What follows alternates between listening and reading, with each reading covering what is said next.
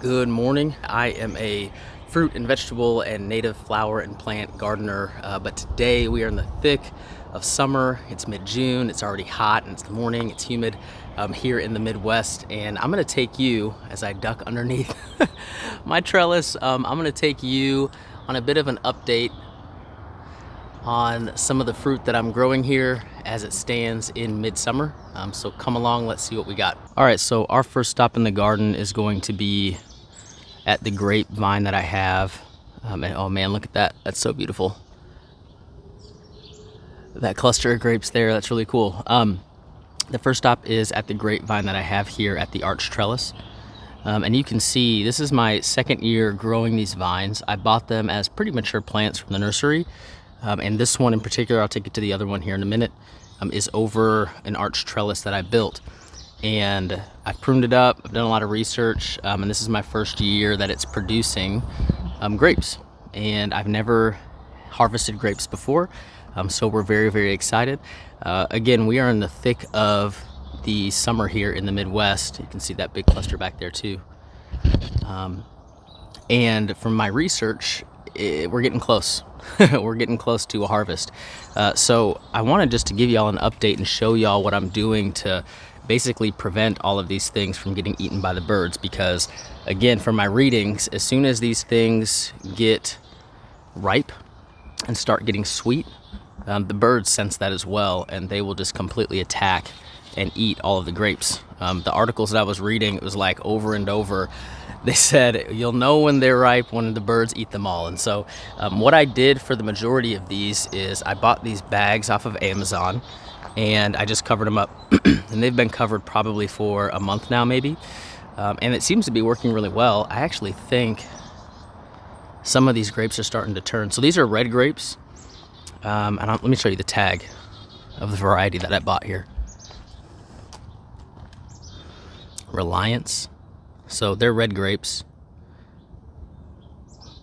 And it looks like some of them are turning, which is super cool. So yeah, the first thing that I did, really the only thing that I've done, is bought 50 of these bags and just placed them around my grapevine. I'm going to take you over to the other vine here in a minute, but I'm guessing that maybe in 2 to 3 weeks, we're going to be ready to harvest these. It's really cool. I guess there's a reader or a meter that you can buy, and it tests the sugar levels inside of the grapes, and expert grape growers would know exactly what that level needs to be for you to pick them. I'm not an expert grape grower, and I just found out about this meter recently, and so I don't have that. So what I'm gonna do is basically wait for these to get soft to the touch, is one thing that I've heard. So if you wait for them to kind of, when you pinch them, they get soft. These are still a little firm. And then you wait for them to turn color. If they are red grape variety, right, they'll turn color when they're ripened. And another thing is you can kind of taste these as they ripen to see when they turn sweet, because when they turn sweet, essentially they are ready to harvest. I'm gonna flip this camera around real quick. Okay, so what I wanna do here is actually just taste one with y'all. I've been kind of picking at them, and so have the birds, by the way. The birds have really been getting at them a little bit. But I'm just gonna pick one off of here. And you can see, maybe, they're getting juicier and they're getting softer. Wow. So, when I first tasted one, it was probably about a month ago, very bitter. You can start to taste some of the sugars, but now they're starting to get sweet, which is really, really cool. I always had a dream of growing grapes like this, especially under a trellis, and now we're doing it. So really my methodology here was bag them, save them from the bugs and the birds, and then the ones that I couldn't bag, because you see there's a ton of them that I couldn't bag, which is pretty unbelievable how much this plant is producing. See that there? They're just everywhere, even on the back side of this vine. On the other side there's even more. I didn't have enough bags. So hopefully we're gonna have over 50 of these over my head, clusters of grapes.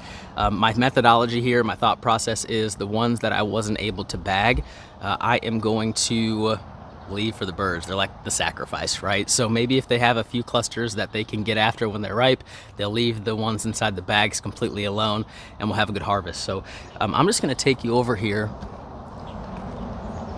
And we're gonna walk over to the other grapevine. You can see it there. I'm gonna watch my step. So I started bagging this one first, and so every cluster that we have on this vine is actually bagged, right, and protected. So I'm gonna flip this camera around so you guys can get a better view. All right, so you can see we have tons of clusters. Look at some of those down there, it's amazing. Tons of clusters on this one. It's funny, I pruned this one a whole lot more than I pruned the other one. And I thought, let me go around here, that this one would produce actually more just due to the pruning than the one that's kind of over the trellis, or the arch trellis. Look at that guy, he's kind of turning a little bit, I can tell.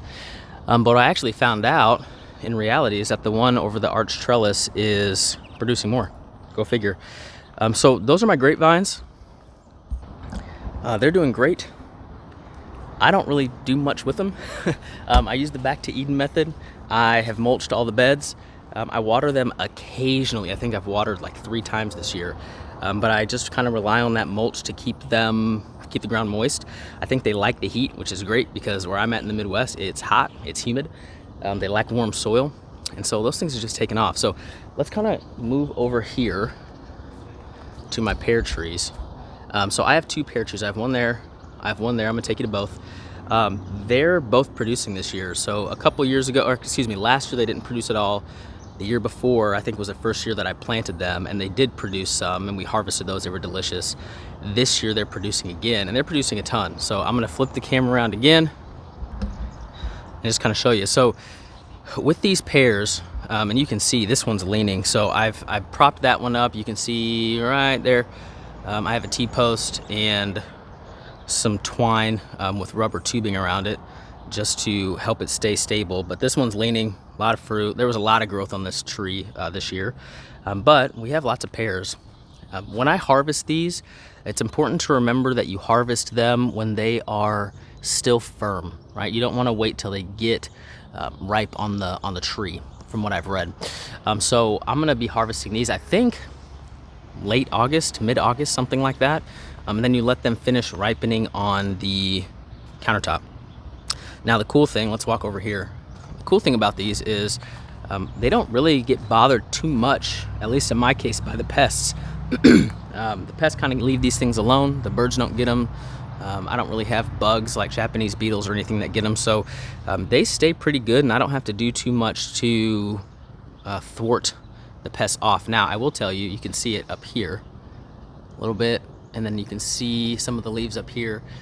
Cedar rust is a problem. I have cedar trees in and around my yard, and they kind of react with the grapes, and the grapes. They kind of react with the pears and create this almost like a fungus. It's like a spore on the plant. So this year I actually sprayed some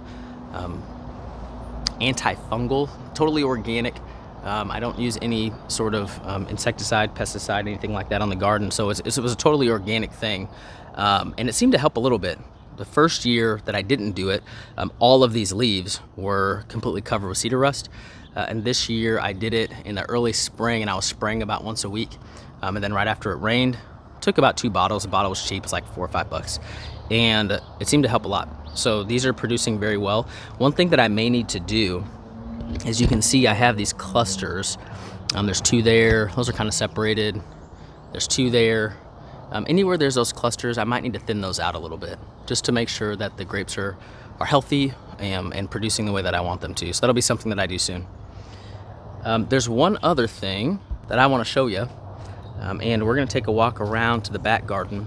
I have a blackberry bush, and it's not doing too well this year. I usually cover it, net it. I have to, or else the birds get them. I tried this big netting. It wouldn't stay up on the blackberry bush very well. I don't really love the way it looks, and so I think at the end of this year, the blackberry bush is going to go bye-bye, and I am going to plant something else that I want in that area because it does take up a lot of area. So let's walk around the other side and look at the blackberries. All right, so we are on the other side of the house. You can see I have some cool peppers that are doing well. My tomato plants are doing well. They need to be trimmed up a little bit. Lots of green tomatoes, not very many ripe tomatoes. It might just be due to our weather this year. But there, ooh, right there, you can see the blackberries. And again, they're not doing so hot. So let's flip the camera over and I'll walk you over there. Okay, so look at my netting. I've been super busy with family stuff, with work, and I haven't really paid these too much attention. Actually, now that I look at it, there are a few. Look at that guy. There are a few ripe blackberries. This one looks to be decent. Let's taste it. Not bad. Not bad at all. And there's actually one more. I'm gonna walk you around the other side. Kind of walking all over my strawberries, which is okay. Look at that guy just kind of sitting, just kind of sitting there, begging to be picked. Look at that. I'll try this guy too. Looks pretty good. Not bad. Almost sweeter than before. Long story short, these things grow like crazy. They sprout out underground, other shoots, other canes.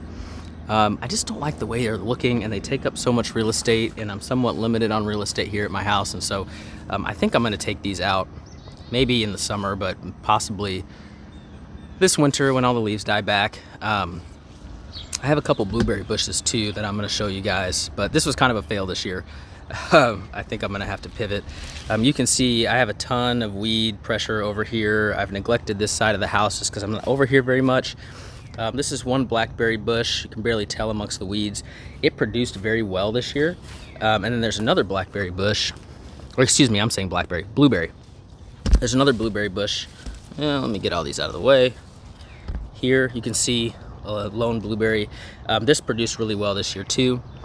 Tons of blueberries. This one produced better than that one over there. Where are we at here? Right there. Ooh, man, those weeds are shameful. I bought this one at a nursery, and I bought that one at a grocery store. So I don't know if that means anything, but the one that I bought at a nursery is producing a lot better. So kind of my summer fruit update. I like growing fruit because a couple things. It's cool. I think it's cool. Who doesn't love fruit? And they're perennials mostly, right? So I get to plant them, I get to prune them and keep them up, but then I don't have to plant them again, and I just get to make sure they're healthy and they produce for me every year. So yeah, oh man, look at this. This is kind of cool. You can see some of my tomato plants are getting there. It's been slower this year for the tomatoes, but this one's going to be producing quite a bit.